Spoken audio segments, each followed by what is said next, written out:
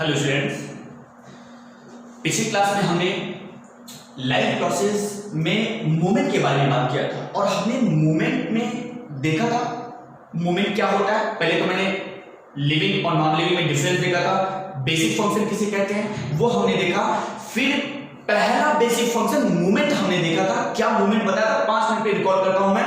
Movement हमने क्या बताया था, हमने कहा था एक स्थान से दूसरे स्थान पर जाना मूवमेंट कहलाता है। To move from one place to another place is called movement. Movement plant और एनिमल में ये मूवमेंट अलग अलग तरह से परफॉर्म किया जाता है। Both plant and animal perform movement by different way.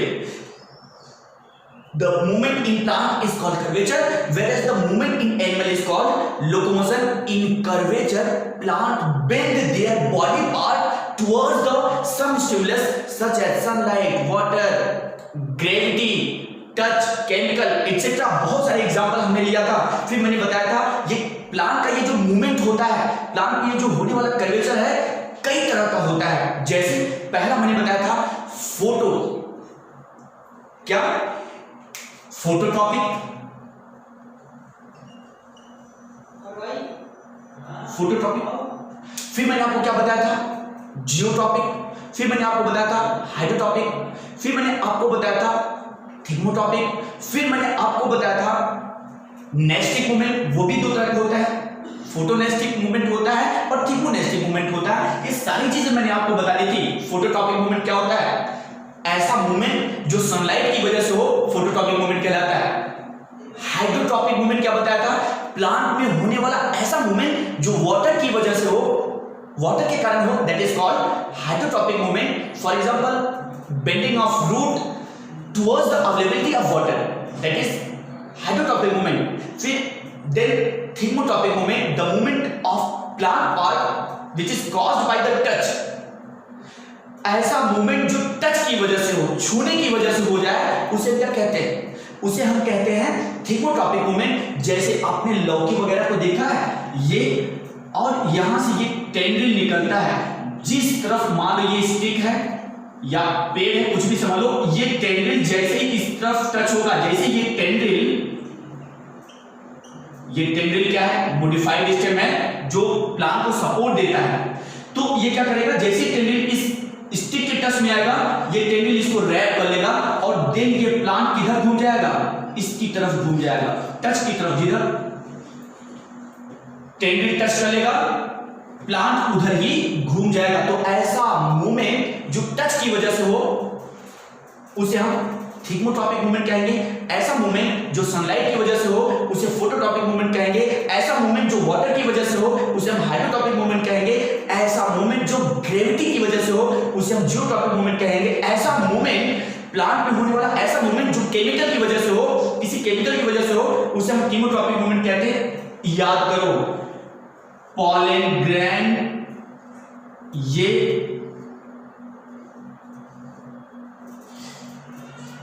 Female, जिसे फीमेल रिप्रोडक्टिव ऑर्गन जिसे पिस्टिल कहते हैं, ये पॉलन ग्रैंड जैसे ही स्टिग्मा पर गिरेगा, इसे स्टिग्मा कहते हैं।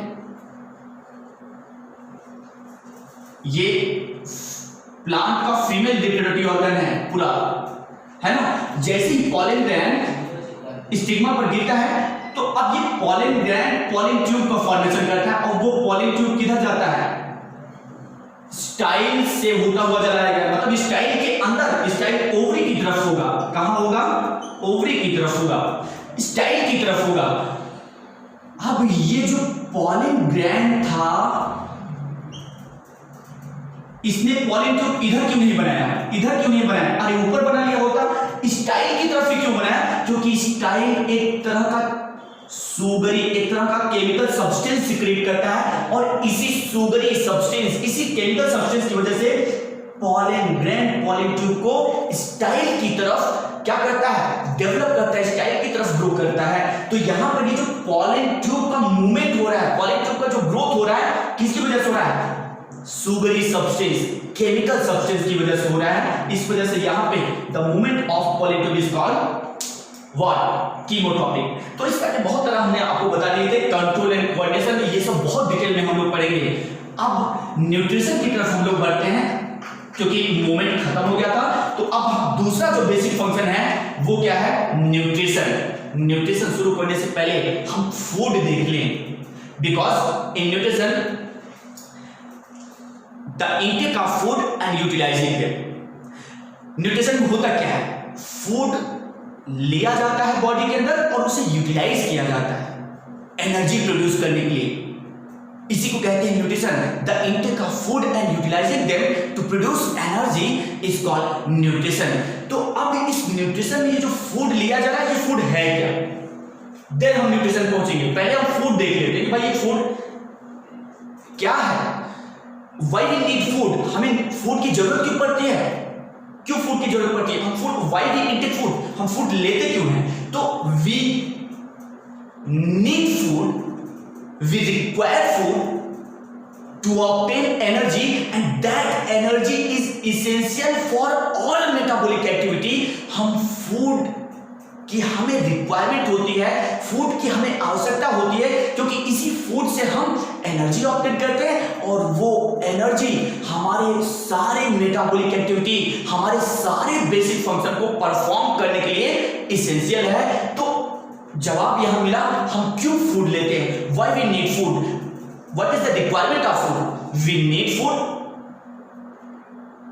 To obtain energy and that energy is essential for all metabolic activity, all biochemical reaction. हम फूड को लेते हैं एनर्जी ऑब्टेन करने के लिए और वो एनर्जी सारे मेटाबॉलिक एक्टिविटी को परफॉर्म करने के लिए एसेंशियल है। तो अब ये फूड क्यों लेते हैं हमें पता चल गया। अब ये फूड है क्या, फूड अगर हम समझें तो ये क्या है, it is living fuel, it is, जरा समझना, इट इज लिविंग फ्यूल, जीवों का ईंधन है। सीधी सी बात ही नहीं समझे, गाड़ी वगैरह में पेट्रोल डालते हैं, डीजल डालते हैं, है ना, मतलब वो पेट्रोल डीजल उन्हें एनर्जी, उस केमिकल एनर्जी को मैकेनिकल एनर्जी में, इलेक्ट्रिकल एनर्जी में कन्वर्ट करते हैं। अब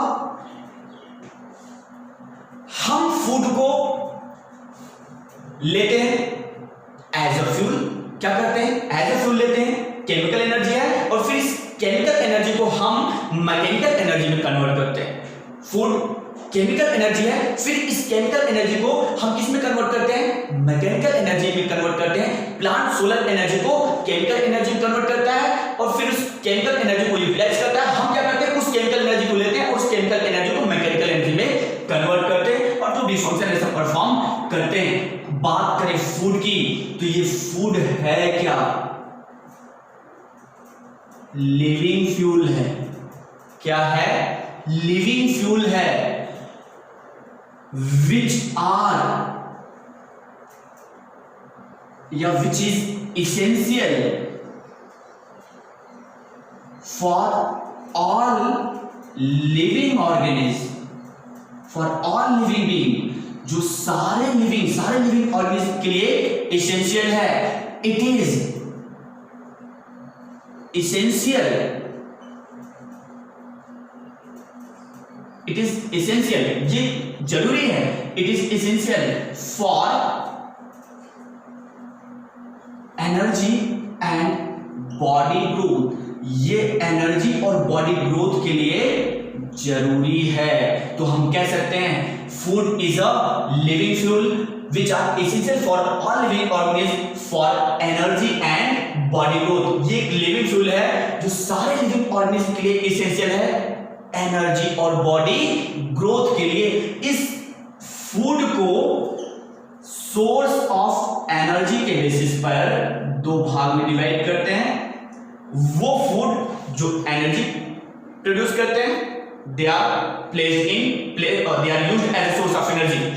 मतलब कुछ फूड एनर्जी प्रोड्यूसिंग होते हैं, एनर्जी प्रोड्यूस करते हैं, एनर्जी देते हैं, हम उसे as a source of energy की तरह यूज करते हैं। और कुछ फूड ऐसे होते हैं जिन्हें हम अपने बॉडी सिंथेसिस के लिए यूज करते हैं। तो वो कुछ food as a source of energy use किए जाते हैं, जैसे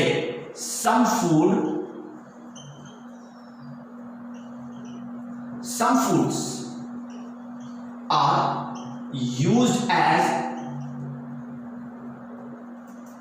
सोर्स ऑफ एनर्जी, कुछ फूड एनर्जी के सोर्स की तरह यूज किए जाते हैं, सोर्स ऑफ एनर्जी, जैसे कार्बोहाइड्रेट एंड फैट। क्या है? Carbohydrate and fat. जरूरत पड़ने पे प्रोटीन भी एनर्जी प्रोवाइड करता है, इस बात को याद रखोगे। और कुछ food, some food used as biosynthesis या for body growth.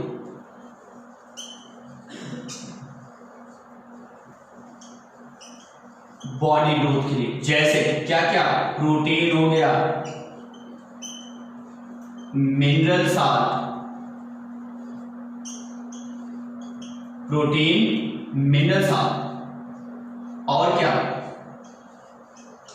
Water. Protein mineral salt and water body growth के लिए एसेंशियल है। जबकि हम कुछ फूड को as a source of energy use करते हैं, जैसे कार्बोहाइड्रेट और फैट को हम as a source of energy कहते हैं। केमिकल स्ट्रक्चर के बेसिस पर, केमिकल कॉम्बिनेशन के बेसिस पर इस फूड को, ये तो एक जनरल सी बात हो गई कि कुछ फूड को हम as a source of energy use करते हैं, जैसे कार्बोहाइड्रेट और फैट, और कुछ फूड को हम बॉडी ग्रोथ के लिए यूज करते हैं, बायोसिंथेसिस के लिए, बॉडी सिंथेसिस के लिए यूज करते हैं, जैसे protein mineral salt and water हम बायोसिंथेसिस के लिए, बॉडी ग्रोथ के लिए यूज करते हैं फूड में। अब केमिकल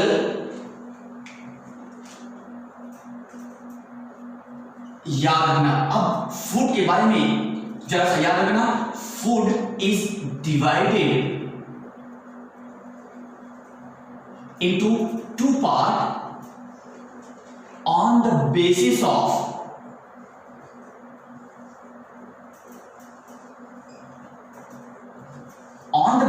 किसके बेसिस पर? Chemical composition.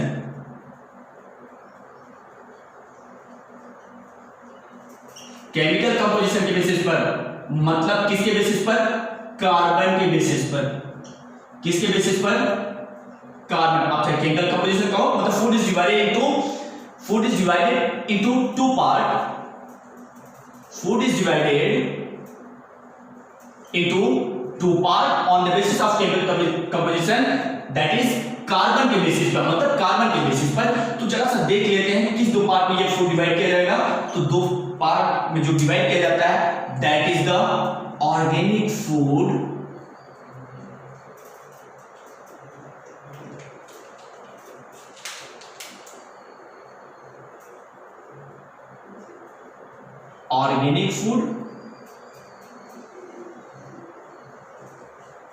and second is the inorganic food.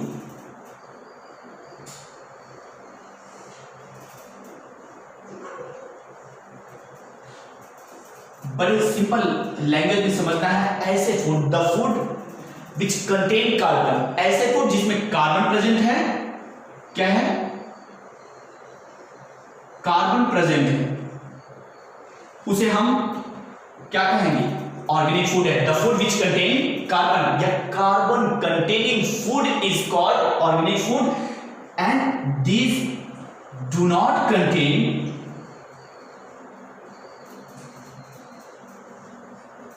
Carbon. ये कार्बन नहीं कंटेन करते, इसमें कार्बन नहीं पाया जाता। इसमें क्या नहीं पाया जाता? डू नॉट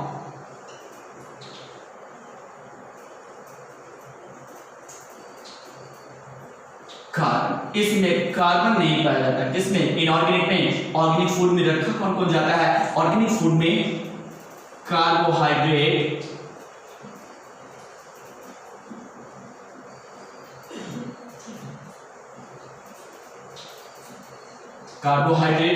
और क्या है? कार्बोहाइड्रेट हुआ, और क्या है? फैट है, और क्या है? Carbohydrate, fat, protein, vitamin. क्या? Carbohydrate, fat, protein, vitamin. Inorganic food में कौन रखा जाता है? Inorganic food include mineral salt, and water. क्या रखा जाता है? मिनरल साल्ट और वाटर रखा जाता है। हमने कहा फूड को केमिकल कंपोजिशन के बेसिस पर, मतलब कार्बन के बेसिस पे दो पार्ट में डिवाइड किया था, ऑर्गेनिक फूड और इनऑर्गेनिक फूड। वो फूड जिसमें कार्बन प्रेजेंट होता है उसे ऑर्गेनिक फूड कहते हैं, और वो फूड जिसमें कार्बन नहीं प्रेजेंट होता उसे इनऑर्गेनिक कहते हैं। इसमें आता कौन है? मिनरल साल्ट और वाटर आता है। ऑर्गेनिक फूड में कार्बोहाइड्रेट, फैट, प्रोटीन, विटामिन। अब जरा सा आउटलाइन देखेंगे हम कार्बोहाइड्रेट, फैट, प्रोटीन, विटामिन के बारे में। जल्दी से हम थोड़ा सा आउटलाइन देखेंगे, टू द पॉइंट चीजें देखेंगे, ताकि फूड हम बहुत डिटेल में नहीं बात करेंगे, सिर्फ आउटलाइन देखेंगे ताकि हमारे पास आइडिया होना चाहिए कि ये फूड है क्या इससे किसमें हेल्प करता है ये। तो अब जरा सा हम ऑर्गेनिक फूड में कार्बोहाइड्रेट की बात कर लें। चलो, कार्बोहाइड्रेट को है क्या? कार्बोहाइड्रेट, कार्बोहाइड्रेट पहली चीज, ये कार्बोहाइड्रेट कार्बन, हाइड्रोजन और ऑक्सीजन से मिलकर बना होता है। किससे मिलकर बना होता है? It is made up of carbon, hydrogen and oxygen. ये carbohydrate used as source of energy.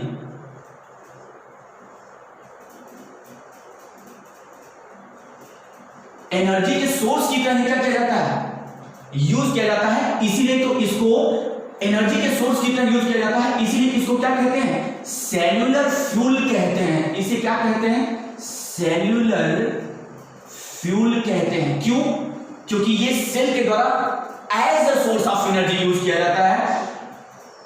इसकी बात करूं तो सबसे सिंपलेस्ट जो कार्बोहाइड्रेट होता है वो शुगर होता है। Simplest carbohydrate,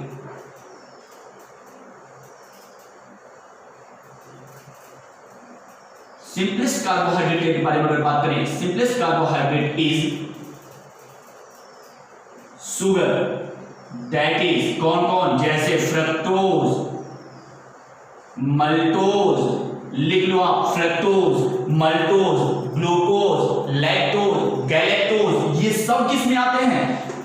carbohydrate. क्या क्या बताया? Fructose, maltose, glucose, lactose, galactose, ये सब किसमें है? सिंपलेस्ट कार्बोहाइड्रेट, जिसे हम शुगर कहते हैं। Complex carbohydrate, complex carbohydrate, complex carbohydrate starch को कहते हैं। कॉम्प्लेक्स जो कार्बोहाइड्रेट है वो क्या है? स्टार्च है। क्या है? Complex carbohydrate is starch. क्या है? स्टार्च है। अब ये कार्बोहाइड्रेट हमें मिलता कहां से है? ये कार्बोहाइड्रेट का जो मेजर सोर्स है, सबसे ज्यादा जो कार्बोहाइड्रेट मिलता है वो आपको शुगर केन से मिलता है, बीट से मिलता है, ग्रेप से मिलता है ना। इन सबसे मेजर जो शुगर है फ्रूट से मिलेगा। कौन से? शुगर जो हमें ऑप्टेन होते हैं कहां से? शुगर केन से, बीट से, ग्रेप से, फ्रूट से हमें शुगर मिलते हैं। अगर कॉम्प्लेक्स कार्बोहाइड्रेट की बात करो, स्टार्च की बात करो, तो आपको स्टार्च जो ग्रेन होते हैं, जैसे राइस, व्हीट, बर्ली, बाजरा, मक्का, इनमें क्या होता है? पोटैटो, इनमें क्या होता है? स्वीट पोटैटो, इनमें क्या होता है? स्टार्च होता है। तो कॉम्प्लेक्स कार्बोहाइड्रेट जिसे स्टार्च कहते हैं, ये ग्रेन में, जैसे राइस में होता है, व्हीट में होता है, और कहां होता है? बर्ली में होगा, ज्वार में, बाजरा में, मक्का में, स्वीट पोटैटो, पोटैटो, इन सब में स्टार्च प्रेजेंट होता है। क्या क्या मैंने बताया? कार्बन, हाइड्रोजन, ऑक्सीजन से मिलकर बना होता है। सोर्स ऑफ एनर्जी की तरह यूज किया जाता है। सेल्यूलर फूड भी कहते हैं। सिंपलेस्ट कार्बोहाइड्रेट शुगर है, जिसमें fructose, maltose, sucrose, lactose, galactose ये सब आएंगे। कॉम्प्लेक्स कार्बोहाइड्रेट की बात करें तो कॉम्प्लेक्स कार्बोहाइड्रेट स्टार्च होता है। सिंपलेस्ट कार्बोहाइड्रेट जिसे हम शुगर कहते हैं, ये मिलता कहां से है? ये आपको शुगर केन से मिलेगा, बीट से मिलेगा, ग्रेप से मिलेगा, फ्रूट से मिलेगा। स्टार्च कहां से मिलेगा? स्टार्च आपको मिलेगा ग्रेन से, अनाज से। कौन कौन अनाज? राइस बताया, व्हीट बताया, बर्ली बताया, बाजरा बता दिया, मक्का बताया, और पोटैटो, आलू, स्वीट पोटैटो, इनसे भी क्या होता है, स्टार्च मिलता है। अब अगली बात आते हैं जरा सा हम फैट में। इतनी चीजें कार्बोहाइड्रेट के बारे में आप जानते रहोगे, ठीक है। इसमें कार्बोहाइड्रेट में कार्बन हाइड्रोजन ऑक्सीजन जो रेशियो होता है 1:2:1 होता है, याद रखोगे, ठीक है। अब फैट के बारे में जरा सा देख लेते हैं। फैट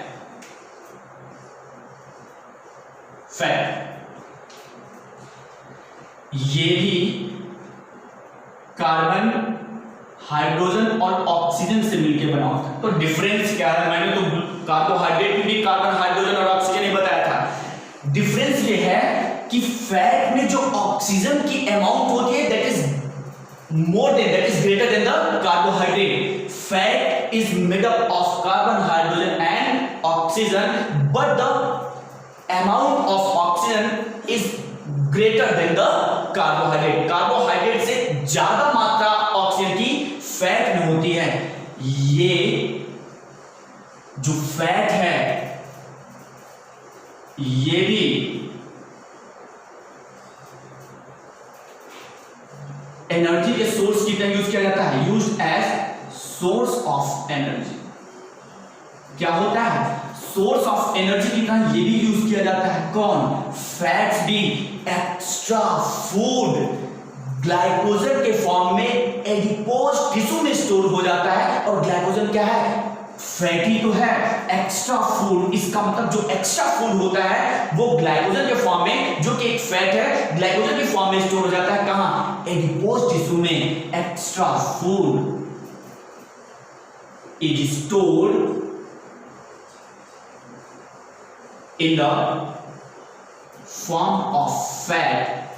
फैट के फॉर्म में स्टोर हो जाता है, क्या बताया, ग्लाइकोजन के फॉर्म में, एनिमल की बात, और ग्लाइकोजन के फॉर्म में ये स्टोर है कहां पर, एडिपोज टिश्यू में। फिर मैंने आपको बताया, अब ये जो फैट है कार्बन, हाइड्रोजन, ऑक्सीजन से मिलकर बना होता है, सोर्स ऑफ एनर्जी का यूज किया जाता है। एक्स्ट्रा जो फूड होता है वो फैट के फॉर्म में स्टोर कर दिया जाता है एडिपोज टिश्यू में, बॉडी के अंदर, एनिमल में।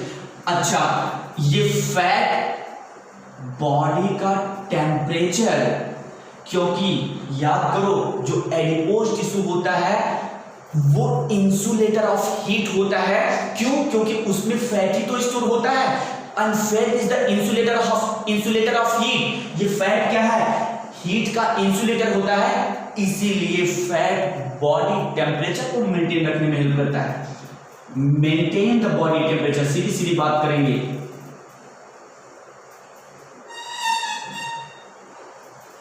Body temperature.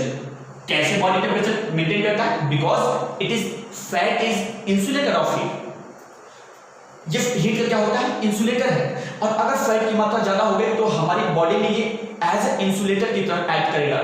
जो बहुत मोटे लोग होते हैं उनको ठंडी कम लगती है, क्यों, क्योंकि फैट उनकी बॉडी में ज्यादा होता है, और वो फैट उनकी बॉडी से जो टेम्परेचर, जो एनर्जी होती है, जो हीट होता है, वो ना तो बाहर निकल, क्योंकि ठंडियों में एटमॉस्फेयर में टेम्परेचर कम होता है, हीट कम होती है हमारी बॉडी की तुलना में।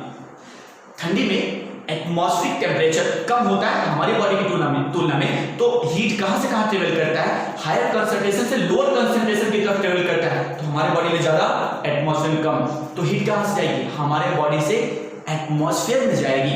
लेकिन जो मोटे लोग होते हैं उनमें फैट ज्यादा स्टोर होता है, and that fat act as an insulator की तरह एक्ट करता है, and that prevent the heat. और वो क्या करता है, वो हीट को प्रिवेंट करता है बॉडी से निकलने से, तो इसीलिए उनके बॉडी का टेम्परेचर मेंटेन रहता है और ठंडी कम लगती है ना। तो अगली बात, सेल मेम्ब्रेन बायोजेनेसिस आपको जब मैं पढ़ाऊंगा तो मैं आपको बताऊंगा, वहां मैं आपको दिखाऊंगा कि सेल मेम्ब्रेन बायोजेनेसिस में फैट यूज होता है, सेल मेम्ब्रेन फॉर्मेशन में, सेल मेम्ब्रेन सिंथेसिस में। किसमें, cell membrane used in cell membrane synthesis. क्या लिखेंगे हम,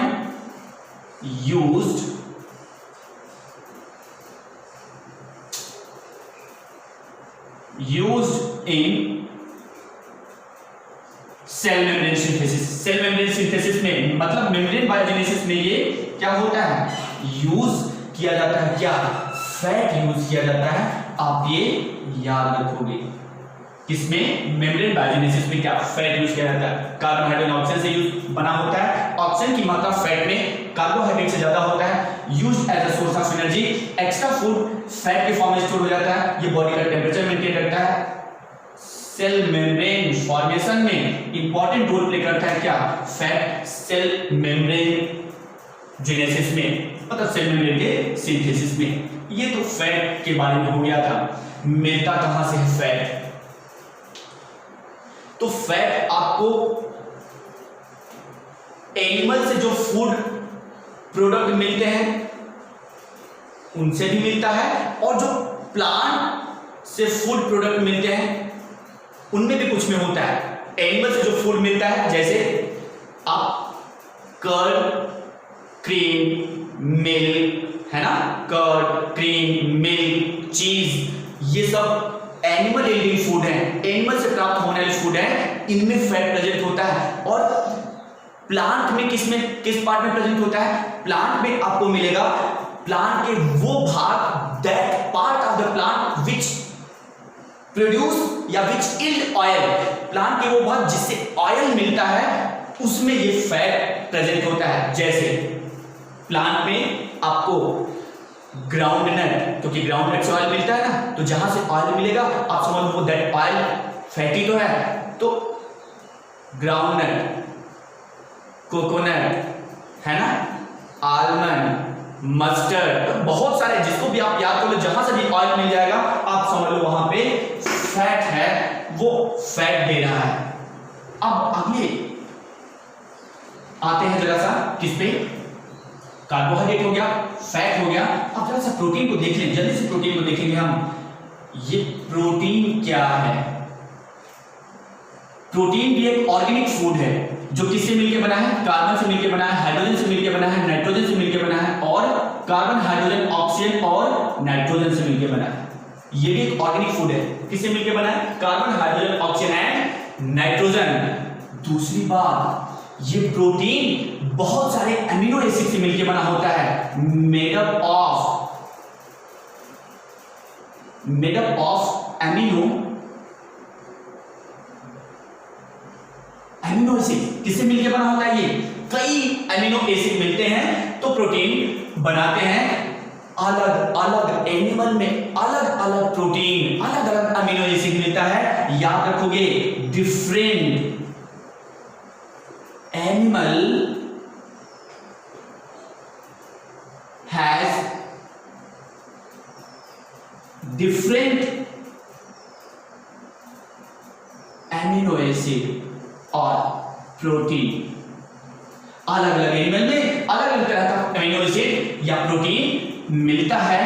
प्रोटीन बायोसिंथेसिस में किसमें हेल्प करता है, help in biosynthesis, help in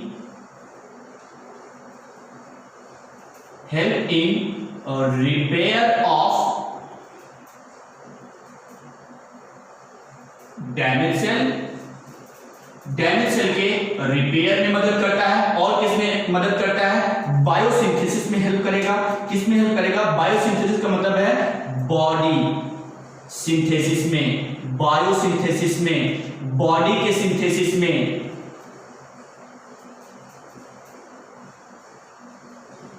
biosynthesis में हेल्प करता है, मतलब सेल के फॉर्मेशन में, साइटोप्लाज्म के सिंथेसिस में ये प्रोटीन हेल्प करता है।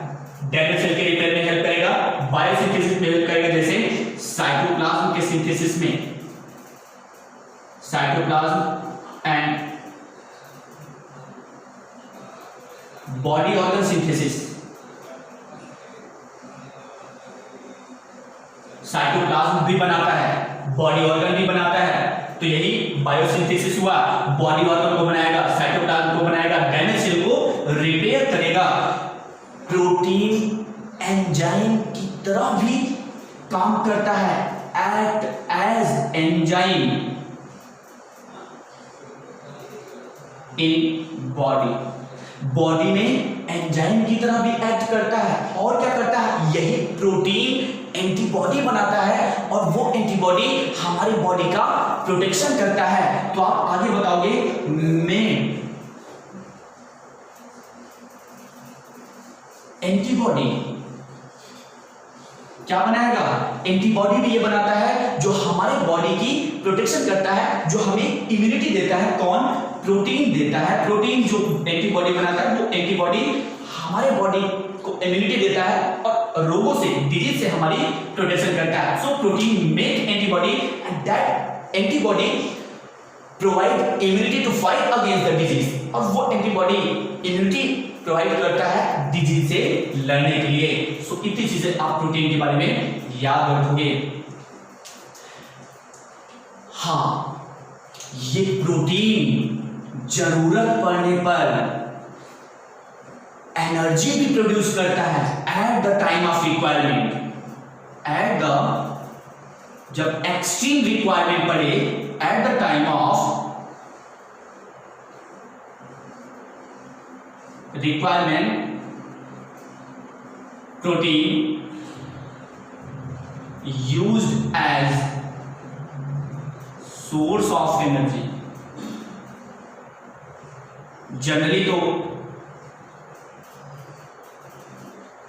Protein as a source of energy नहीं यूज किया जाता, लेकिन जरूरत पड़ने पर ये एनर्जी भी क्या करता है, प्रोड्यूस करता है जब एक्सट्रीम जरूरत हमें पड़ जाए, है ना। जैसे कई दिन तक हम क्या रहे, भूखे रह जाए, तो फिर ये प्रोटीन टूटना शुरू कर जाता है।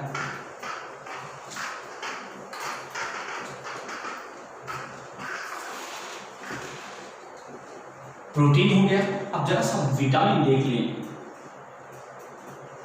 किसको देख लें, विटामिन को देख ही लेते हैं। मास्टर नेचर का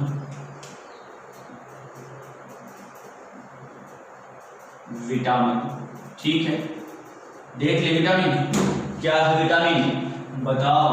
विटामिन भी एक ऑर्गेनिक मटेरियल है, इसे ग्रोथ फैक्टर कहते हैं। ये भी क्या है, ऑर्गेनिक मटेरियल है, इसे ग्रोथ फैक्टर कहते हैं। ऑर्गेनिक फूड है।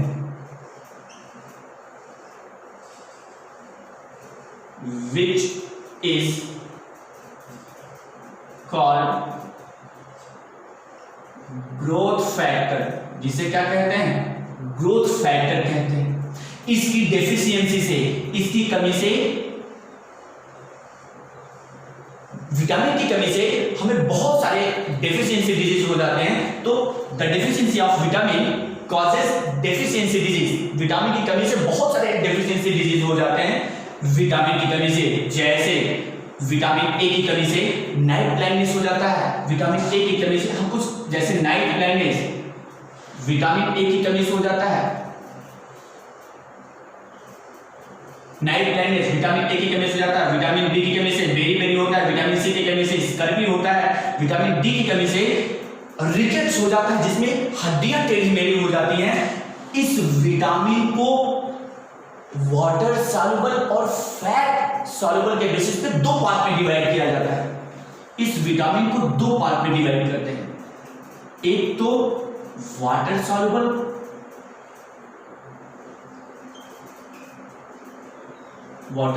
विटामिन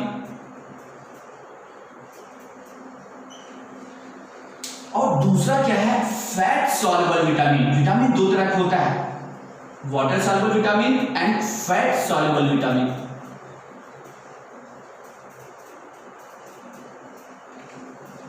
वाटर सॉल्युबल विटामिन में कौन कौन आता है, वाटर सॉल्युबल विटामिन में बी एंड सी। बी और सी वाटर सॉल्युबल विटामिन में आता है। और फैट सॉल्युबल विटामिन में कौन कौन आता है, विटामिन ए आता है, विटामिन डी आता है, विटामिन ई आता है और विटामिन के आते हैं। विटामिन ए डी के विटामिन ए आता है, विटामिन डी आता है, विटामिन ई आता है, विटामिन के आता है। वाटर सॉल्युबल में बी, जितने भी बी कॉम्प्लेक्स, मतलब जितने भी बी कॉम्प्लेक्स विटामिन है, B1 B2 B3 B4 B12 है ना, सब विटामिन बी कॉम्प्लेक्स किसमें आएगा, वाटर सॉल्युबल में, और सी डी वाटर सॉल्युबल है, ए डी ई के फैट सॉल्युबल विटामिन है। विटामिन का काम क्या है? मेटाबॉलिक एक्टिविटी में रेगुलेट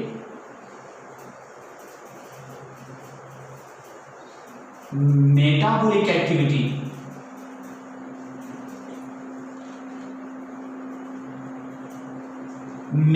एक्टिविटी को ये क्या करते हैं? रेगुलेट करते हैं। इनकी कमी से मेटाबॉलिक डेफिशिएंसी डिजीज हो जाता है, मतलब विटामिन की कमी से क्या हो जाएगा? डेफिशिएंसी डिजीज हो जाता है। तो ये मेटाबॉलिक एक्टिविटी को क्या करते हैं? रेगुलेट करेंगे, है ना। तो अब आते हैं हम मिनरल साल्ट जैसे देखेंगे एंड देन पहुंचेंगे हम वाटर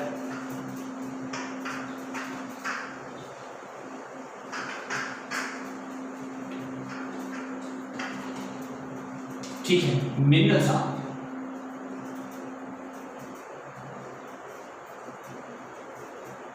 है क्या? मिनरल साल्ट इनऑर्गेनिक फूड है। क्या है? मिनरल साल्ट इनऑर्गेनिक फूड होता है, कार्बन नहीं प्रेजेंट होता। ये भी metabolic activity help in metabolic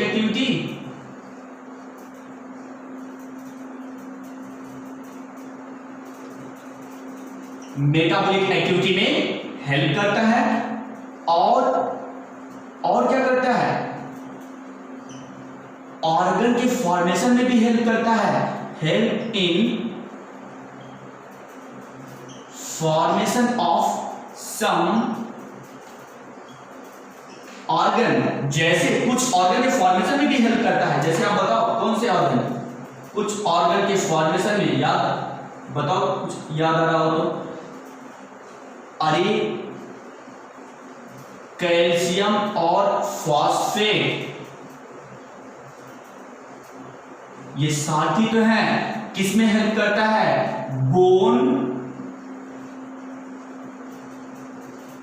और टीथ के फॉर्मेशन में हेल्प करता है।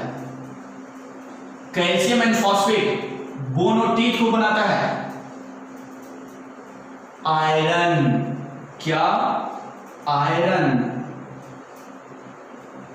ये किसमें हेल्प करता है? आयरन हीमोग्लोबिन के सिंथेसिस में हेल्प करता है। हीमोग्लोबिन का सिंथेसिस करता है, और यही हीमोग्लोबिन ऑक्सीजन को कैरी करता है। क्या करता है? कैरी O2, ऑक्सीजन को कैरी करता है। ऑक्सीजन के साथ कंबाइन करके ऑक्सीजन हीमोग्लोबिन बनाता है, और हर एक सेल तक ऑक्सीजन सप्लाई करता है। और क्या? आयोडीन, आयोडीन भी तो है। ये आयोडीन की कमी से थायरॉक्सिन हार्मोन के फॉर्मेशन में ये मदद करता है। Iodine is essential for the synthesis of thyroxine hormone. If iodine will be deficient, the deficiency of iodine in our body decrease the synthesis of thyroid hormone, due to which thyroid मतलब क्या? Thyroid gland थायरोजिन hormone का secretion कम करेगा। तो यहां पे होता क्या है? गोइट्री हो जाता है। क्या हो जाता है? गोइट्री हो जाता है। तो आयोडीन क्या करता है? आयोडीन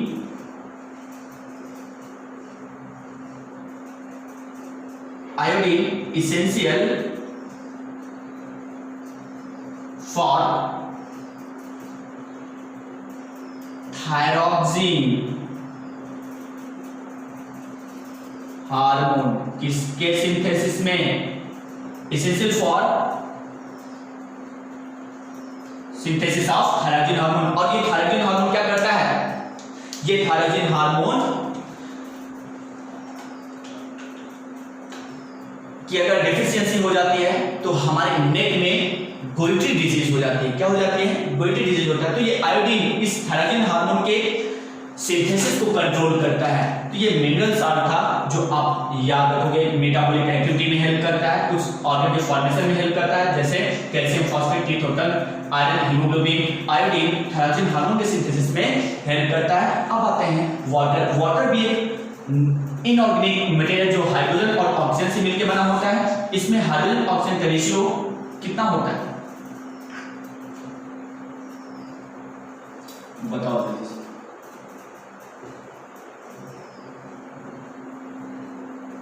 अरे 1:8 होगा। वाटर, लास्ट पार्ट हमारा चल रहा है, क्या है वाटर। क्या है water? Inorganic.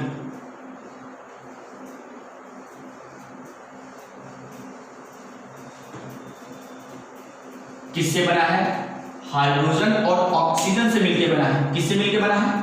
It is made up of hydrogen and oxygen. Ratio क्या है इनका? 1:8 है। जरूरत क्या है इसकी? हाइड्रोजन और ऑक्सीजन की। हाइड्रोजन और ये वाटर की जरूरत क्या है? ये वाटर इसेंशियल, हमारी बॉडी में जितने भी बायोकेमिकल रिएक्शन होते हैं, सबको, जितने भी सेलुलर रिएक्शन होते हैं, सबको मीडियम प्रोवाइड करता है। Essential for all metabolic activity and provide medium for them. उनको होने के लिए मीडियम प्रोवाइड करता है, क्योंकि जितने भी रिएक्शन होते हैं सबको होने के लिए वाटर मीडियम इसेंशियल है। तो वाटर सारे बायोकेमिकल रिएक्शन के लिए, सारे मेटाबॉलिक एक्टिविटी के लिए मीडियम प्रोवाइड करता है। और क्या करता है? अरे ये साइटोप्लाज्म के सिंथेसिस में करता है, क्योंकि साइटोप्लाज्म का 90% पार्ट वाटर ही होता है।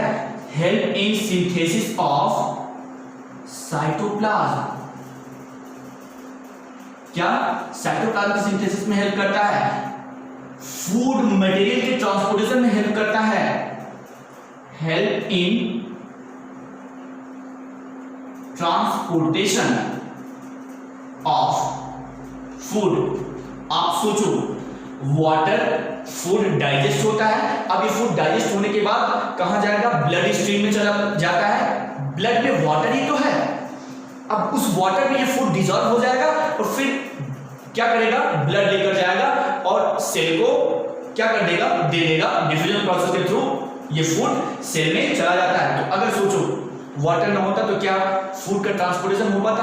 अरे नहीं हो पाता, क्योंकि ब्लड क्या है? फ्लूइड कनेक्टिव टिश्यू है। एक फ्लूइड है, एक तरल पदार्थ है, एक फ्लूइड है जिसमें वाटर प्रेजेंट है, और उसी वाटर से फूड, उसी वाटर में फूड डिसॉल्व होकर हर एक सेल तक ट्रांसपोर्ट किया जाता है। ये वाटर 2 से 3% ऑक्सीजन को भी सप्लाई करता है और 2 से 3% कार्बन डाइऑक्साइड को भी कैरी करता है।